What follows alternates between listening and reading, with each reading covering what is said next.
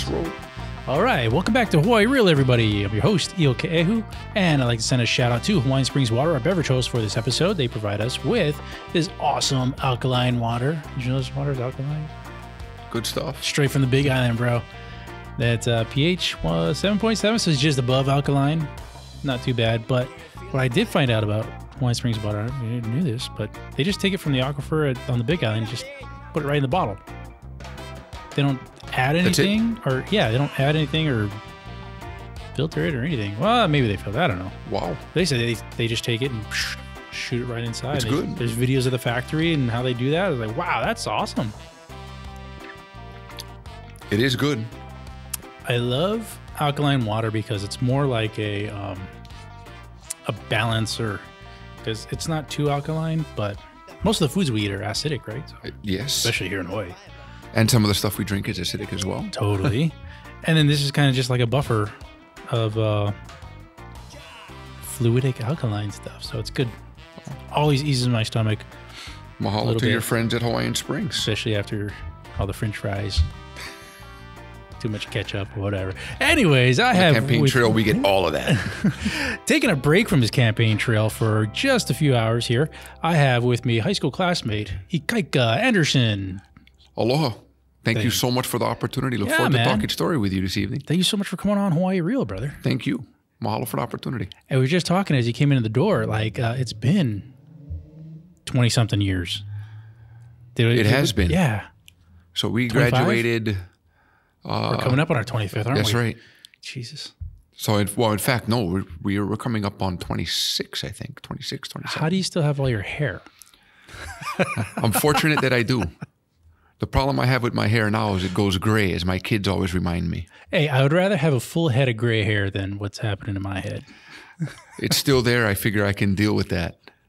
Grow it out and have all the nice curls. Because your hair is kind of the same it was in high school, right? It is. And I have the same amount of hair. At least right now I do. Counting my blessings. Lucky guy. But my children remind me all the time how old I'm getting. My oldest daughter, Tiani, is 20. Her husband, Mikkel, serves in the U.S. Navy. My oldest son, Justin, just graduated from Kaiser. He's 18. And my twins, my son Caleb and my daughter Kylie, are 12. And my son Caleb always reminds me how old I'm getting. That seems to be his latest favorite thing to do. So a couple months back, he said, Dad, you're an old beast. An old beast? I said, wow, thanks a lot. Old beast. Is that good or is that bad? I'm above the ground, as my former secretary, Maite Pauline, tells me. She said, so Ikaika, it's not all bad. As long as you're above ground. Above ground, you're good. You're not a dead beast. There you go. I'm not a dead beast, yes. I'll take the old beast. Yeah, because you kind of still look kind of similar to you did in high school. Just a little older. Well, got some of the gray in the mustache and a little bit in the goatee and some in the hair. You ever see some high school classmates and you're just like, no, I don't recognize you? Or people you haven't seen in a long time? I've seen some that I have not recognized, but I've seen some who look the same. Yeah. Some that look exactly the same, and it's just like, wow, you're not aging at all. Right. You find the fountain of youth. Can you share it? What's your secret? Can we get some of that? It's like what Sandra Bullock was talking about on one of those shows. She was getting like injections of like infant circumcision skin turned into some serum.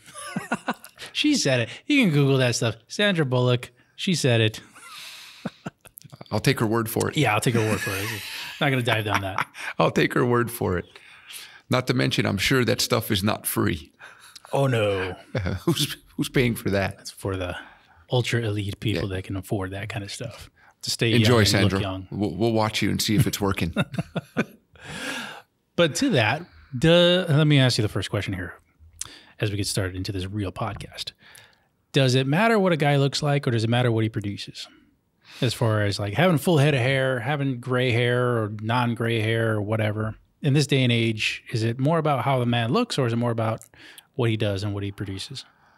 I believe what really matters is what's in here in the pu'uvai, in the heart, and what that allows him to do, to be able to produce. I know people with gray hair brown hair, black hair. I know some people with no hair who do just fine. And then, of course, you have people all in between of all of those who do absolutely nothing. So really, it's what's in here that I find really matters most in whether or not somebody's going to produce and what they're going to do. I was surprised to hear. When did you go into government service or public service? I started in government in 1997 at 19 years old. Okay, because I was surprised to hear coming out of college that you had gotten into public service. I was like, wow, that's fast. Like, we're just like, early 20s. Like, what the hell? So I was 19 when I started. I was the assistant committee clerk for the State House of Representatives Judiciary Committee. I had held off going to college for the first 6 months. So I worked at the airport as a baggage handler for 6 months and then thought, it's time to go to college. So in January 1997 is when I started college, and I needed to do something to pay my bills.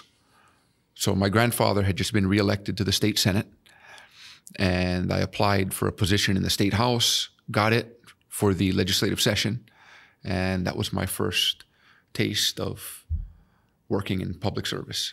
But what really got me interested in it was years before. I was raised by my grandparents, my grandfather, Whitney Anderson, and my grandmother, Hanny Anderson, my mother's parents. I went to live with them when I was 2 years old. My mom raised me as a single parent for the first 2 years of my life. But my pop was elected to the State House of Representatives the year I was born in 1978. So growing up as a kid, whenever I didn't have school and I had no babysitter, I would end up at the state capitol with Pop. And I met people like Calvin Say, Joe Suki, Donna Ikeda, Ann Kobayashi, and these people became like my aunties and uncles. So my pop was never a policy wonk, policy guy. He is a people guy. He wants to get to know you. He wants to hear what your concerns are, hear what your problems are, and then figure out what he can do to help you. I was the same when I started. And when I went to work for the late Barbara Marshall on the Honolulu City Council when she was our council member, Barbara taught me to love policy. And she told me, you're in a much better position to help people if you know how to shape public policy and you're able to gear it towards what they need. So my pop taught me to love people, raised me to love people. Barbara taught me to love public policy. It was a nice mesh between the two to help me become the lawmaker that I've become. So do you think it's almost pedigree that you had the opportunities to get into public service? I certainly had my pop's wisdom. But when I told him that I wanted to follow him into public service, he never encouraged or discouraged me. He said, I'll always be here to guide and to help you with whatever you want to do in life. But don't think you need to go into public service because that's what I decided or that's what your Uncle Andy decided. He said, do what you want to do. But if that's your passion, I'm here to help. And true to his word, he's been here to help. So is my Uncle Andy. My Uncle Andy's 92. My pop is 90.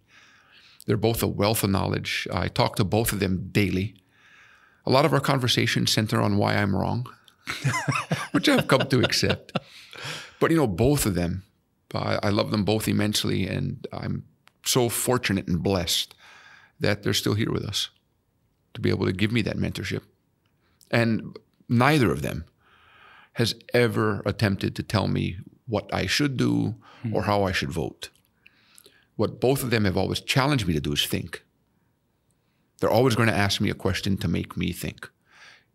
Even if they feel that I've given them the quote-unquote right answer. Did you think that through? How'd you arrive at that answer? Just make sure you're comfortable with it. Yeah, it sounds like great mentorship right there. That's all they've ever challenged me to do is think. Always think. And still at the 90 and 92, they still have sharp minds? Oh, yes. Both of them still have sharp minds.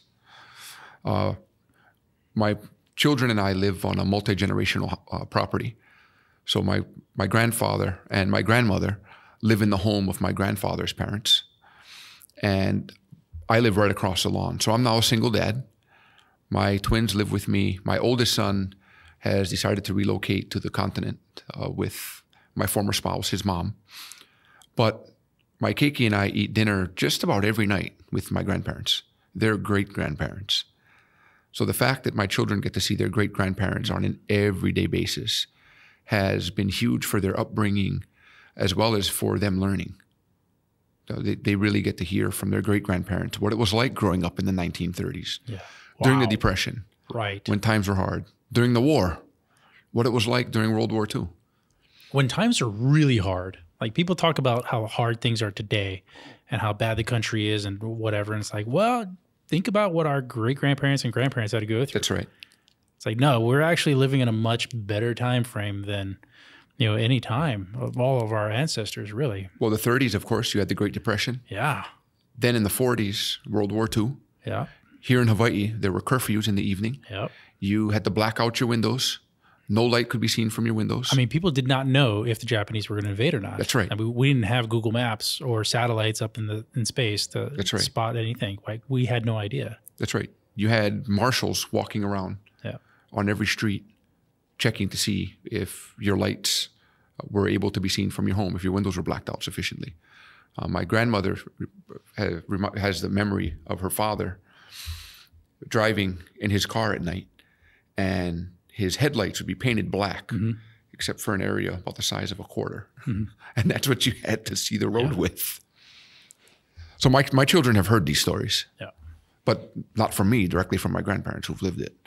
And I think that's just given them a solid understanding of what it was like growing up then. It's also given my Keiki an understanding that I'm a lot less strict than my grandparents are. So sometimes when they think about the rules that are in the house, well, Dad's rules aren't so bad, listening to Tutu and Pops and what Dad had. So you didn't grow up with barbed wire on the beach, man. My Tutu has there were some those strict memories times. too. Yeah.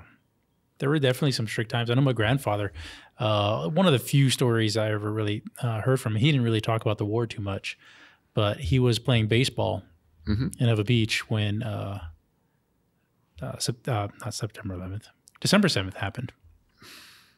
And he saw the planes coming in, hit Pearl Harbor. That's right.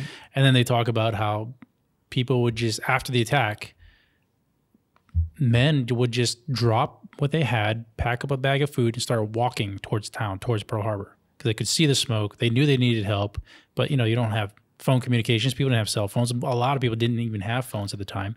They just knew they needed help. So as a society, I mean, they would just drop their things and would walk from North Shore, Wahiawa. Yes. Some people didn't have cars to get there. They just walked. They just started walking towards the smoke because they knew that they needed help. They didn't know what they were getting into. I mean, can we imagine something like that in the current generation? Some today would be saying, wow, that's a heck of a drive I got to make all the way over there. Some of these folks, they walked. Yeah.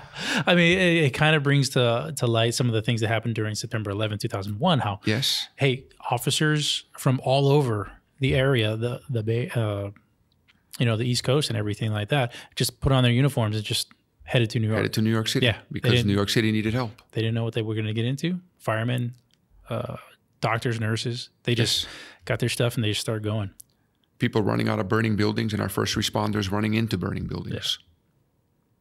Yeah, it's amazing and sometimes spine tingling to absolutely think about some of those things. And me as a first responder, I kind of think about what would I do in that kind of situation, and would I respond the same way?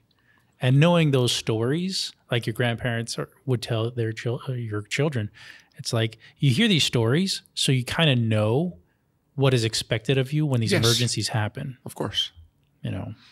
First responders are a special breed. I honestly believe that.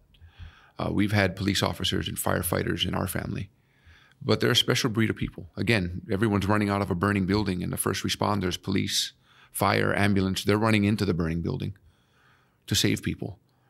And when these first responders put their uniform on to head to work, whether it's a morning shift, evening shift, midday shift, there's no guarantee that at the end of that shift, they're going to return home in the same condition they started the shift. Some don't return home at all. As a Honolulu City Council member, when we had our first responders appearing in front of us for money to fund their positions and to help them do their jobs, that's one of the things I always thought about, the commitment that's there from these folks to do the job that they're asked to do, that they volunteered to do willingly to protect the people of this city, and for all the other county first responders who do that across the state. But it's a huge ask, and these folks do it every day. it kind of brings to mind, on the Big Island, there was that shooter that shot, and I think he killed one of the Big Island officers. Yes. And then all the other Big Island officers just started going on a manhunt for this guy. I mean, they just put it together. There's guys who weren't working, just threw their uniform on, threw their vest on, got their guns out, got in their car, and started driving, looking for this guy, whether they were getting paid for it or not. They didn't. It's not to say they didn't care about that aspect, but it was just ingrained in them that this is their job, and if they don't do it, if they don't go catch this guy, he's going to do that to someone else. Right. It's not so much, hey, we got to get revenge on this guy. It's no, we got to stop this guy. Well, they had the mindset our community is not going to lose one more person because of this guy. Right. Whether it be a police officer, whether it be a citizen, our county is not going to lose one more person as a result of that individual's actions. Yeah. But that's a huge commitment. Again, that's why I've always had the utmost respect for all of our first responders for the job that they do. And you were it's recently, a huge sacrifice on their family. Recently endorsed by SHOPO. Yes. I'll throw that at you. Congrats. Thank you. So the State of Hawaii Organization of Police Officers was the first labor union to endorse my candidacy. Really proud to pick up that one, obviously, as a former county elected official. But again, the job that these folks do in protecting the public. Government needs to make sure that we provide them with the resources that they need to do their jobs. So I kind of want to take the conversation back to your children, if that's okay. Sure.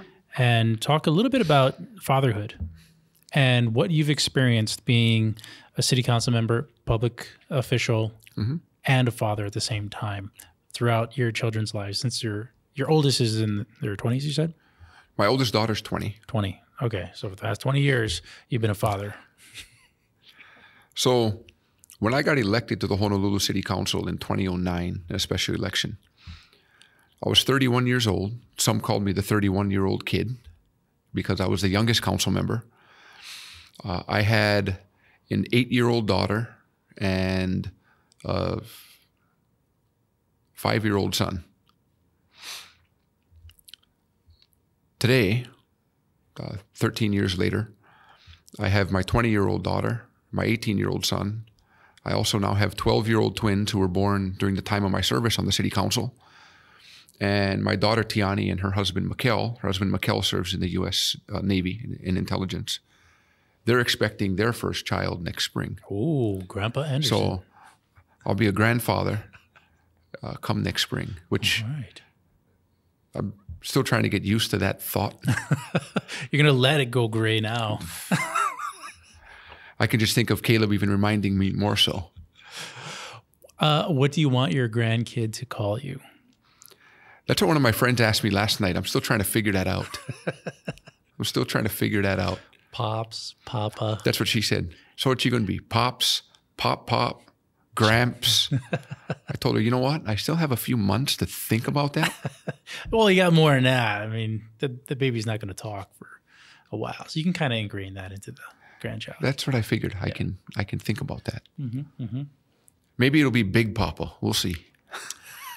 My mom, so my brother has a son, and he calls my mother Dua instead of grandma or anything like that. And so now my sons, who are much older than my nephew, have just taken to calling her Dua.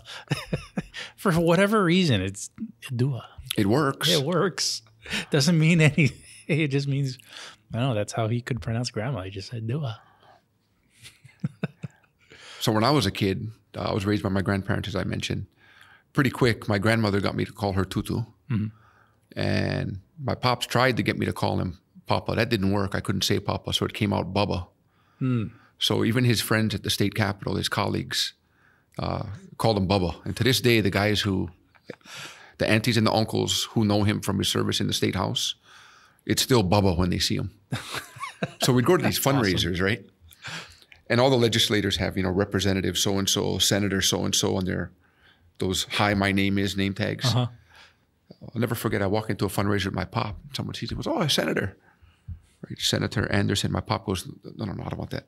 Yeah, let me see, sweetheart, let me see your pen. Bubba underlines it.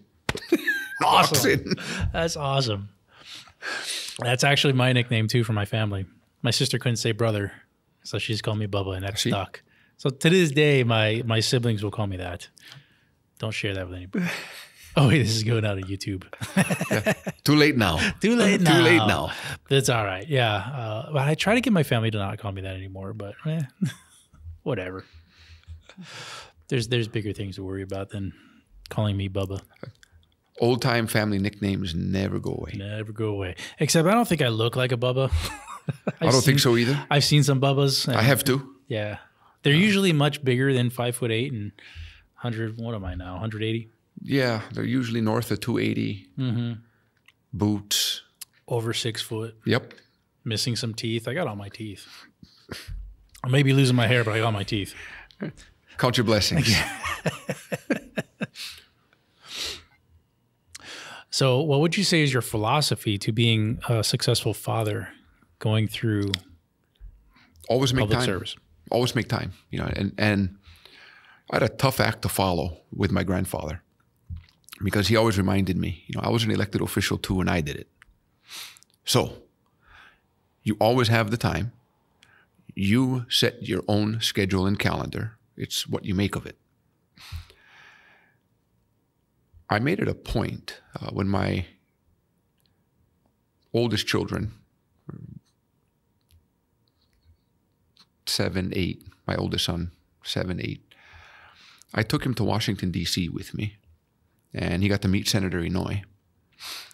And later I took my daughter on that same trip. Of course, Senator Inouye had passed away by then, but I later took my twins on that same trip. And I made a point to take my children traveling with me on my official city council business whenever I could.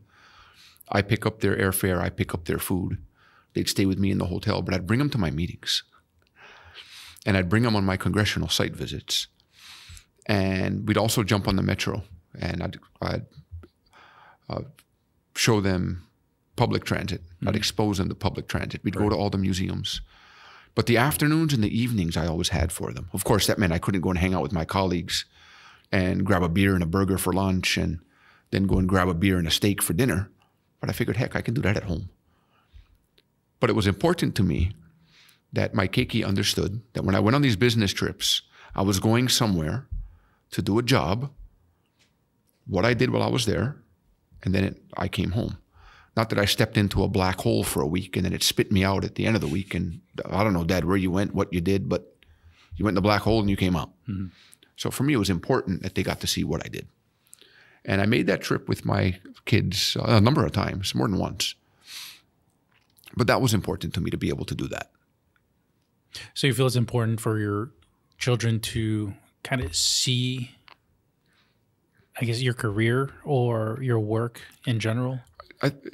It was more so important that I made the time for them. Mm-hmm. Because the job did get busy, but I also wanted to emphasize that I'm their father before I'm anything else. Right. Some people, of course, see you as the elected official, the city council member, the city council chair. Before all of that, I'm my children's father. I'm their dad. Did you see other, political officials and everything like that doing the same thing, bringing their kids to these trips? Some Not did. necessarily from Hawaii, but from, when you would Some go to did. Washington. Ernie Martin was famous for that, bringing his children with him. Mm. Ernie was famous for that. The first 2 years that I was on the Honolulu City Council, I spent a heck of a lot of time at work. And it was Nestor Garcia and Rod Tam, who fathers both shared with me. Rod started first and said, I missed a lot of time with my kids. Whenever I had a work event and a family event competing, he said, I always chose work. And he said, my kids are grown now, I'll get that time back. And Nestor made a point to tell me that he drove his daughters to school every day. And I asked him, you drive your daughters to school every day? What's the big idea behind that? What's the why? And Nestor said, because I never know what time I'm going to finish work. But he said, for that 25, 30 minutes that we're on the road, he said, they're in the car with me. They can't go anywhere else. And he said, I have that time every single morning. So that was my thing. I take my daughters to school. If I had more time in the evening, he said, they got it. But if I didn't, I got my half hour in the morning uninterrupted. they're trapped in the car with dad. Dad, exactly. That's the way he put it. And those are the awesome times. You know, I feel some of the same times when I pick up my kids from school and stuff like that too. Like those are the times when they're trapped in the car. And nowadays with cell phones and stuff, you got to tell them, hey, stop, get off your phone. Yes. Talk to dad. Talk to dad. I'd even bring mine to work. When they didn't have school, I did the same thing with my keiki that my grandfather did with me. They came to Honolulu Hale, sit in my office. They get to go see Auntie Ann Kobayashi, go check out Uncle Ernie Martin and his staff. When Tommy Waters got elected, they go hang out with Uncle Tommy and his staff. And I encourage that with my staff too. I said, you know, we have multiple offices here. If you have a child that you have to bring to work, let me know ahead of time. We'll figure it out. But all of you are parents and you work to live. You don't live to work. So make sure you put that in perspective. So along those lines of bringing your kids to work, what are your thoughts on, I guess, kind of childcare, but bringing your kids to work in the commercial or professional setting? Not just public service, but for, you know, people, especially during like the lockdowns and the shutdowns, but not necessarily that, like during the summertime too. You know, parents still have to go to work. And it's tough. It's you know, here in Hawaii, it's two-income household almost always, right? Has to be. Both parents got to work. So what are your thoughts on businesses allowing parents to bring their kids to school, or they're allowing them to bring their kids to work? I've seen some businesses that do allow it, and I think that's a big plus. I think that's also a major carrot to employees to offer to work at the specific business. Again, as an employer, I always told my staff, you know, you folks are parents and spouses first. So if there are ever any issues with that I as your employer can help with, let me know and see if we can figure it out. But I always made a point to remind our team that, you know, you can't put work ahead of everything else. Yeah. You know, you work to make a living. You don't live to work. And I think that there's a huge difference in that. Mm-hmm. But try to balance it. I always made my kids sports games. I looked at that as really entertainment for me. I think I got more entertainment out of it than they did enjoyment out of playing the game. I know what you're talking about too. Yeah. But I got to sit in the stands with the rest of the crazy parents. Yeah. And just cheering like heck for my kids. And at that time, I was just another crazy dad sitting in the stands with the other crazy moms and dads rooting on our kids. Isn't that crazy how, as a kid, you're looking at your crazy mom or dad or grandparents yelling from the sidelines? Yes. And then now as parents, is like, that's us. You're doing that? And yeah, as kids, and even growing up before you have kids, like you don't know that feeling of seeing your child or grandchild out there performing, whether it's performing well or just having fun or dicking around, whatever it may be.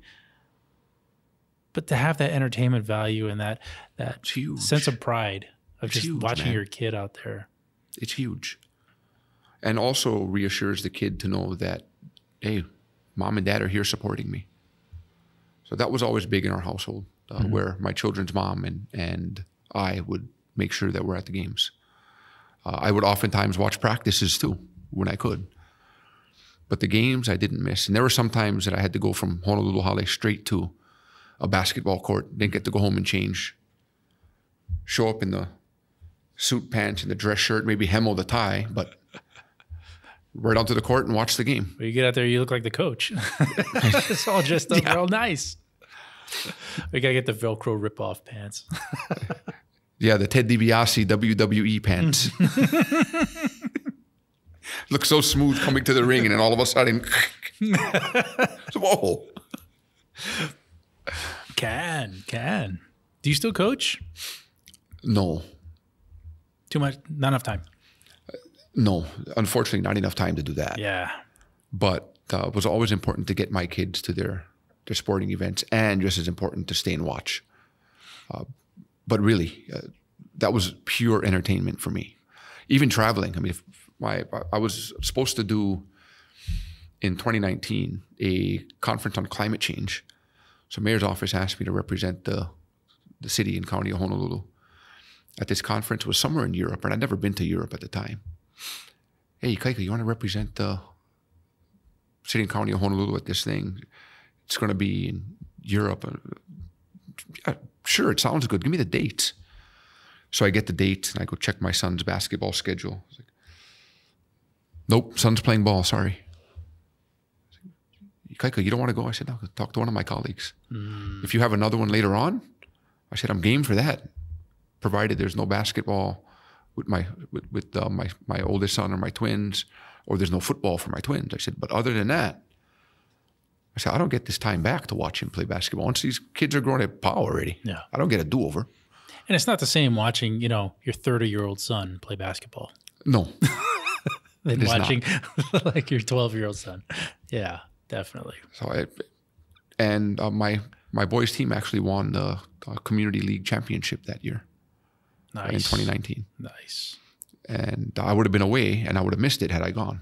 I'm not sorry. I made the right choice. No regrets. Nope. I missed that conference, but I mean, I can go to Europe a little later when I'm an older man. Mm-hmm. That's fine. Mm-hmm. So I didn't miss anything. Yeah. I do have one last question regarding parenting. So early on, you mentioned how your grandparent or your grandfather, while he led you into public service or around public service, he didn't tell you you should do this or should do that. Never. Do you feel parents should or should not be like that? Or should they try to help their children go into specific directions? Or is it kind of, especially nowadays, frowned upon to try to make your children live up to your own image? Well, I can really only share the way that I've raised my kids. Yeah. And what I've suggested to my kids is that Dad is here to help. Mm. You pursue your dreams and for you to be whatever you want to be, whatever that may be. Whether that be becoming an airline pilot, which is what my oldest son wants to do, or becoming a cosmetic esthetician, what my oldest daughter wants to do, that's fine. My oldest daughter and my oldest son have both made it clear to me that they have no interest in pursuing elected public service, which is absolutely fine. Yeah. And I told my son anyway, I said, if that's something you want to do later, I said, you have plenty of time to do that. Get a career, go and make a living, enjoy life for a bit. And if you want to dedicate your later years towards public service, you have time to do it later. But I said, I would suggest you live life first and enjoy for a while. Enjoy life. And I think that's the advice I would have given myself earlier. But I certainly wouldn't discourage any of them if this is what they wanted to do. Mm-hmm, mm-hmm. But, they've seen the cracks that some of us have taken as elected officials. Yeah. But it comes with the territory. You're always working. I don't believe an elected official has the right to tell someone when someone wants to talk that, it's 6:55 on Thursday night. I'm sorry, I finished work 2 hours ago. Mm-hmm. Bull. No, you didn't.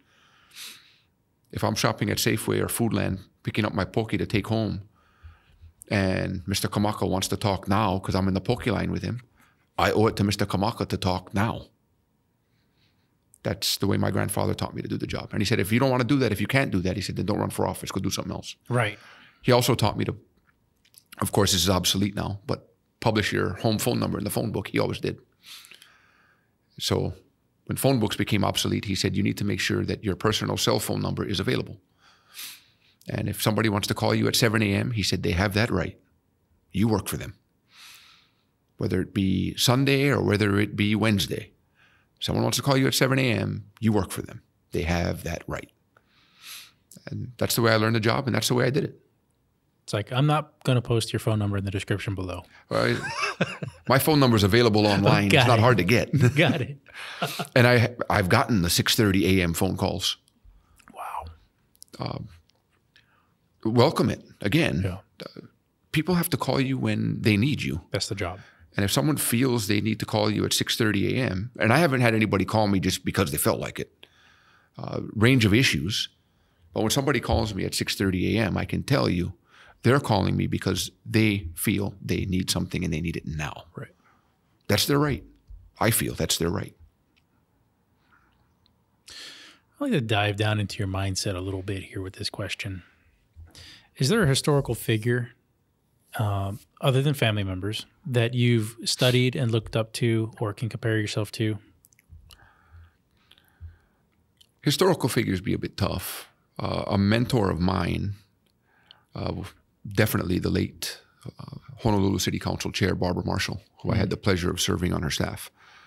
Barbara Marshall made her name in Hawaii as a newscaster, pioneer female newscaster, was the first person to anchor a morning newscast here in Hawaii.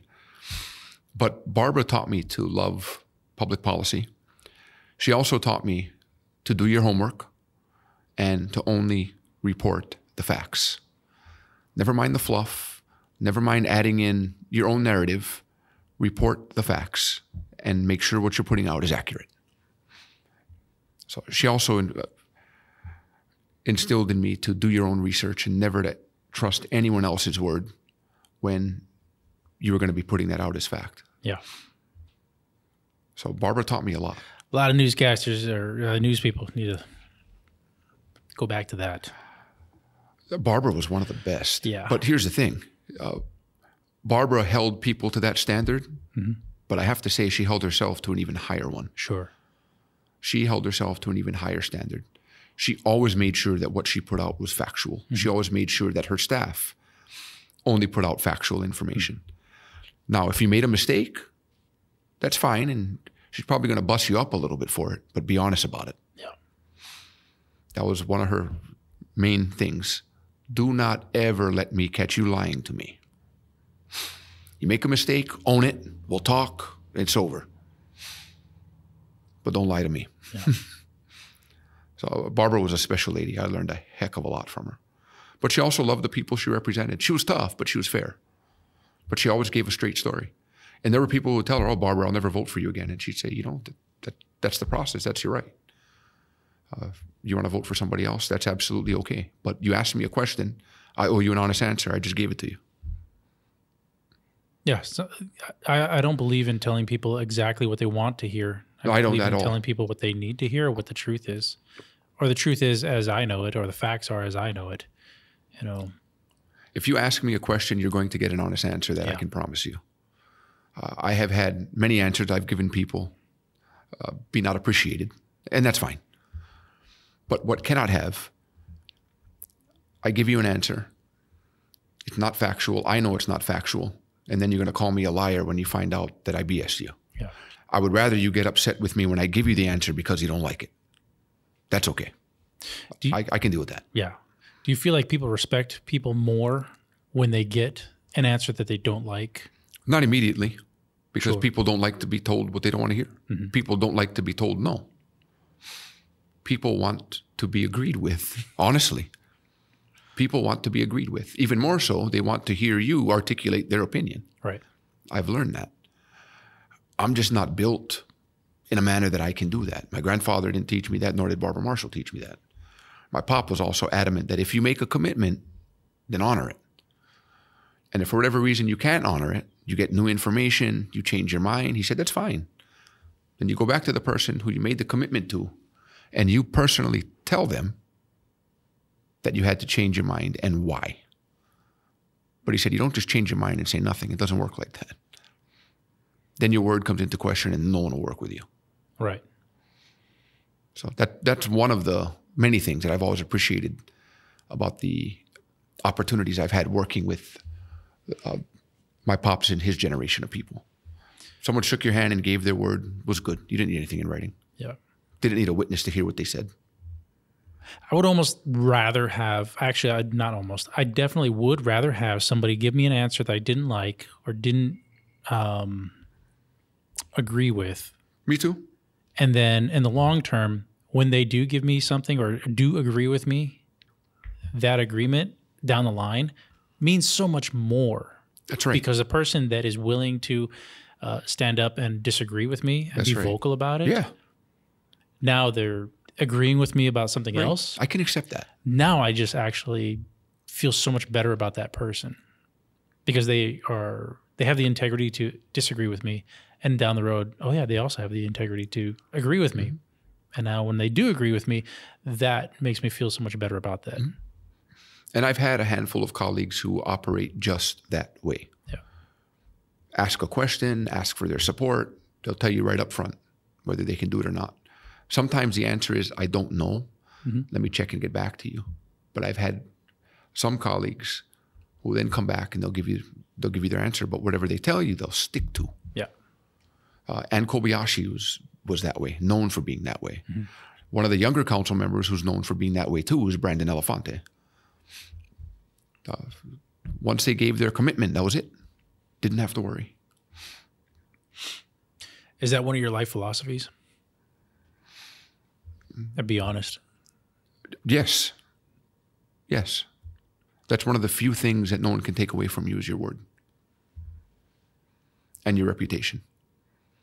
So also need to remember, it often takes years to build a reputation. It takes seconds to ruin it. Yeah. It's not very hard. And sometimes the ruining part of it is over like minuscule things that I was like, why aren't you just upfront about that? So, and communication is key too. Yeah. Communication is key as well. Even if it's over communicating, sometimes it's better to over communicate. Even when people might think you're being a borderline pain in the ass, it's like, I'm just trying to make sure you got all the information. I feel a few points have changed over the last 2 hours. Okay. So I'm back to share this with you. Yeah, I have a problem of, I don't know if it's a problem. Maybe it's a problem for other people, but I will go over analogies and try to explain analogies over and over again to try to explain something to someone. But then I'll come up with like 2 or 3 analogies and they're just like, I got it already. I got it. I'm just like, are you sure? Are you sure you got it? Because in this case, you could do it. I hear you. Stop. Yeah, sometimes I don't know when to shut up. Politicians have that problem too. So start a podcast, yo. But I do love to listen. And I think the other half of communication and being honest and upfront is also to listen and listen honestly. You know? And be a good listener, yes. Right. Do an honest job of listening to someone, even if, especially the ones that you don't agree with. Because, you know. I learn from those folks, I tell you, that I don't agree with. You definitely do. Yep. You definitely learn the most. But you also gain from them a much higher level of respect and understanding when, even though you disagree and you can articulate their point of view as you disagree with them. So I love that kind of stuff. Same here. In an elected office, you're going to have disagreements. Yeah, you can't please everybody. It's a guarantee. As sure as the sun's going to come up tomorrow morning, you're going to have disagreements. It's how you handle those disagreements is what matters. How you handle the disagreements is what matters and also dictates whether you're successful or whether you're not successful. Because everybody handles disagreement and conflict in different ways. That's true. Yeah. Well, let's get down to the nitty gritty here. Do you have a favorite local food? Many. No, you got to pick one, man. Oh, man, that's what I'm... Gun to your head, you got to pick one. Well, the Zippy's Korean fried chicken has always been a favorite. Good choice. The Zippy's Korean fried chicken has always been a favorite. That's my go-to. It's that or the Zip Min.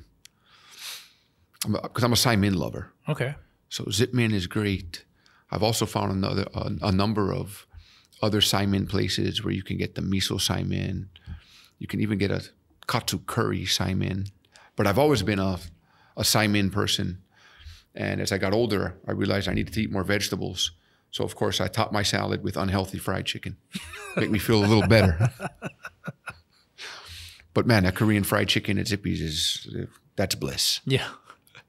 I love that stuff. I've never been a big salad eater, and probably for good reason, because I found out maybe about 8 years ago that I was allergic to kale. Really allergic to kale, yeah. I had a kale salad the first time I've ever eaten kale, and almost immediately I felt like tingling in my mouth.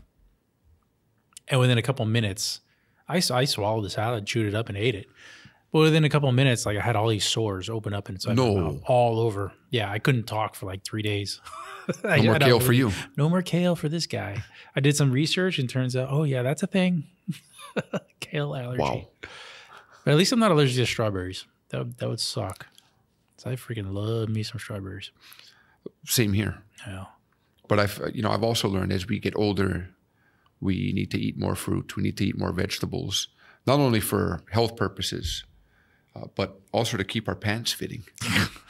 That becomes a never-ending battle as we age, keeping the pants fitting. There's that guy on YouTube, Jordan Peterson, Dr. Jordan Peterson.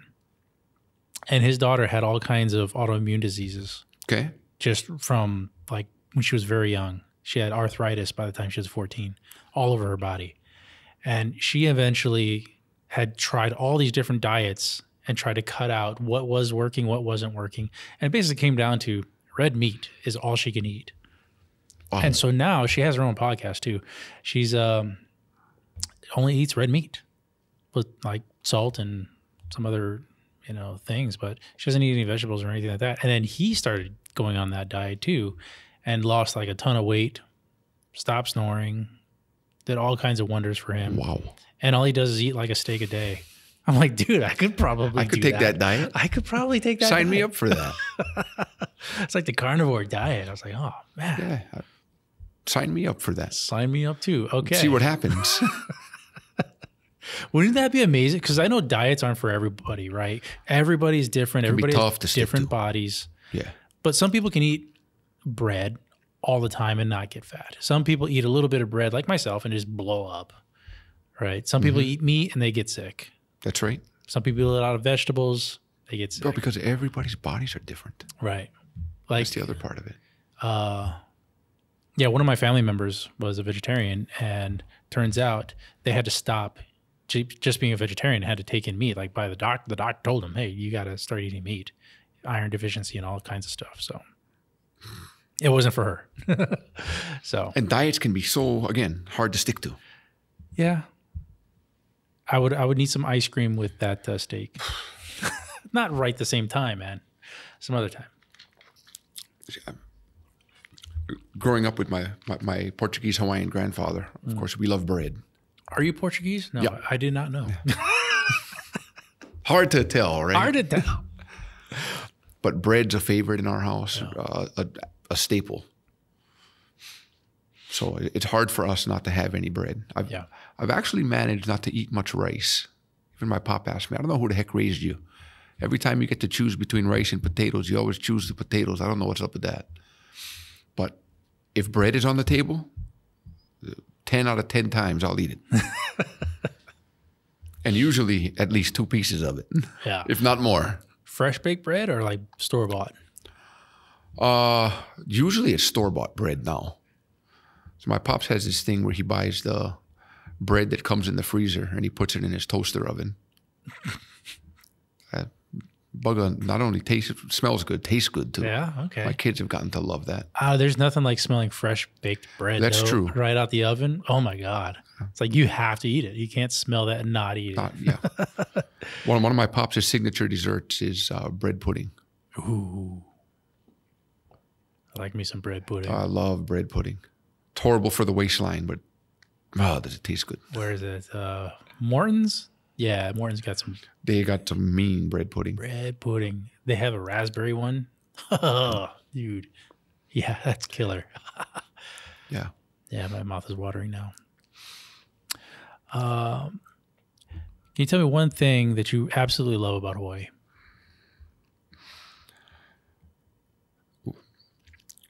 They're interconnected, so I'll have to share my two. It's the people and culture. No matter what culture you are, no matter your ethnic background, your racial background,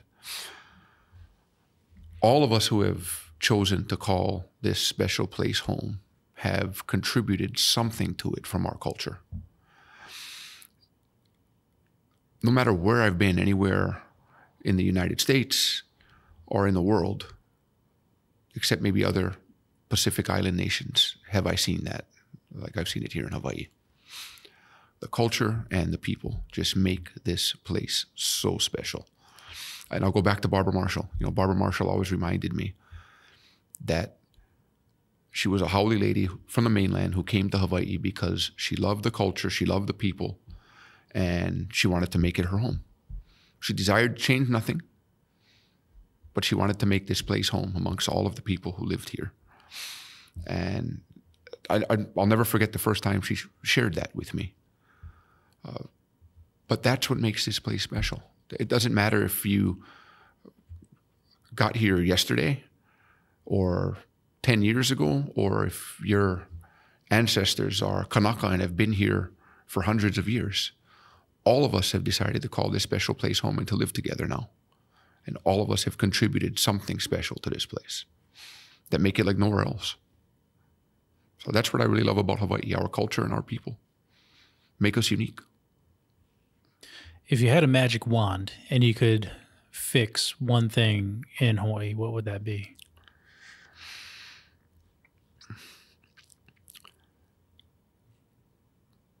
The ability to provide more homes for our people, so we don't have to see so many of our keiki leaving. And, folks talk about people leaving Hawaii for a whole host of reasons. The economy, lack of jobs, lack of opportunity. But at the top of that list is the lack of housing that our working people can afford. We can provide housing for our people, and I believe we can when the state starts to look at the state's vast portfolio of available lands to build more workforce housing, that we can start to make a dent in that problem. Additionally, when the State Department of Hawaiian Homelands starts to actually offer rental properties versus only fee simple properties for their lessees, I think we can start to make some strides. But housing is, if I could wave a magic wand, it'd be to provide adequate housing for our people so they could stay here. Housing they can afford. Yeah. No, wholeheartedly agree on that. I think that's one of the main issues here in Hawaii that almost everybody can agree with. And I don't believe there's a shortage of housing, but I do firmly believe that there's a shortage of housing that we can afford. Definitely. That our local people can afford, that's built towards and geared towards them. Yeah, because I often wonder, and them is us. Right. Us, little people. Regular, everyday people have everyday jobs. Trying to make it here. That's right. Like how many multi-generational families are living in one house? And if you were to split those up into each generation has their own home. And I know because I live in one. Right. If not for my grandparents, I don't know what I'd be doing. How many homes would we need? Upwards of 50,000 by some estimates.